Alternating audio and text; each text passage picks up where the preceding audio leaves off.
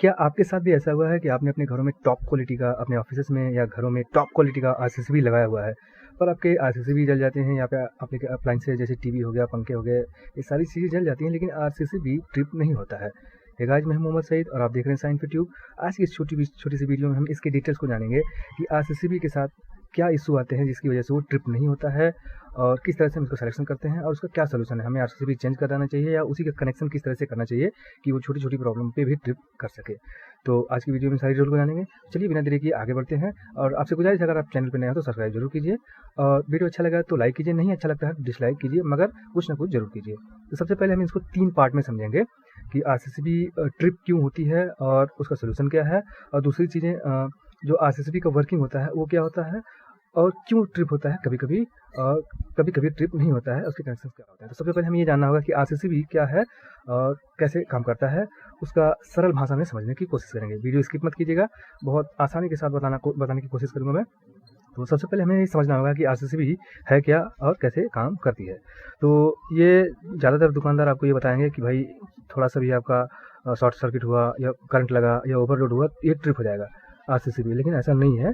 इसका ट्रिपिंग जो रीज़न होता है, ट्रिपिंग करने का तरीका वो कुछ अलग होता है। वो ऐसा होता है, ये न्यूट्रल फेज़ के करंट के बीच के डिफरेंस को मेजर करने के बाद ट्रिप होता है। जैसे कि हमने जो आरसीसीबी ले रखा है, इसका लोड जो है 63 एम्पीयर, जैसा कि आपको यहाँ पे दिख रहा होगा। मैं थोड़ा ऑन ऑफ करके दिखाता हूँ।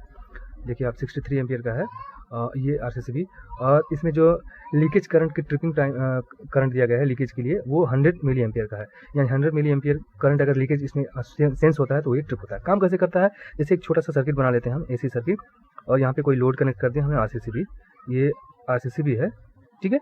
यहाँ से हमने इनपुट दिया है न्यूट्रल फेस, इसमें कोई चीज़ दिखा नहीं है क्योंकि थोड़ा लेटेस्ट चल रहा है, तो इसमें मेंशन नहीं किया होता किसमें न्यूट्रल डालना किसमें फेस। तो आप इधर भी न्यूट्रल या फेस डाल सकते हैं या इधर फेस या न्यूट्रल डाल सकते हैं इनपुट में।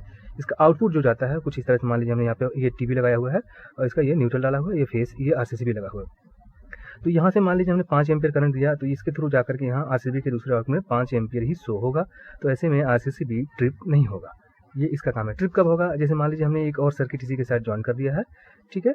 जैसे आपने इलेक्ट्रिकल में किरचॉफ लॉ और बाकी वोल्टेज लॉ, करंट लॉ पढ़े होंगे, तो अगर मान लीजिए 2 सर्किट इस तरह से ऐड करे जाते हैं तो उनका पाथ मान लीजिए यहाँ से अगर टोटल करंट जैसे आई है ये, तो यहाँ पे I1 आ रहा है और ये I2 आ रहा है, तो इन दोनों का एडिशन होकर के यहाँ टोटल आउटपुट I मिलता है। यानी I इनपुट अगर डाल रहे हैं तो दोनों कनेक्शन होकर के I1 और I2 का एडिशन होता है। छोटा सा और मैं थोड़ा बताना चाहूँगा आपको, जैसे मान लीजिए एक ऐसा है सर्किट है, दूसरा यहीं से जुड़ करके ऐसा बन गया है और कुछ यहाँ पे, तो इसका जो लूप होगा, इसका लूप होगा, ये I1 कर देते हैं, I2 कर देते हैं, ये टोटल करंट जो निकलेगा I निकलेगा। तो ये टोटल करंट को मेजर करता है। अब दिक्कत कहाँ पे आती है, जैसे मैंने बताया आपको, जैसे एक सर्किट बना लिया, ये टोटली लगा हुआ है, टीवी लगा दिया है और यहाँ पे ऐसे कनेक्ट कर दिया पैरेलली, ठीक है। दूसरा हमने यहाँ पे फैन लगाया हुआ है और यहाँ से ग्राउंडेड हो गया। तो जो करंट यहाँ से फ्लो हो रहा है वो मान लीजिए कुछ ही हद तक न्यूट्रल के थ्रू यहाँ आ रहा है, बाकी एक मतलब सर्किट जो है, थोड़ा और अच्छे से बताता हूँ मैं आपको, ऐसे समझिए, यहाँ पे ऐसा मान लीजिए ऐसा, ठीक, और यहाँ से एक टीवी में जा रहा है, दूसरा फैन में जा रहा है और तीसरा लाइट में जा रहा है, सब पैरेलली कनेक्टेड रहते हैं, ट्यूबलाइट। तो ये सारी चीज़ें मान लीजिए न्यूट्रल के थ्रू आ जा रही हैं, लेकिन ट्यूबलाइट वाला आपका ग्राउंडेड हो जा रहा है, या फिर कोई ह्यूमन बॉडी टच करता है या किसी अप्लायंसेस के आउटपुट में इसका एक वायर टच हो गया अप्लायंसेस की बॉडी में, जैसे हमने कोई मोटर वगैरह लगाया हुआ है, तो जो करंट रिटर्न आएगा कुछ ग्राउंड में चला जाता है, वो मिली एम्पियर में हो सकता है, एम्पियर में हो सकता है।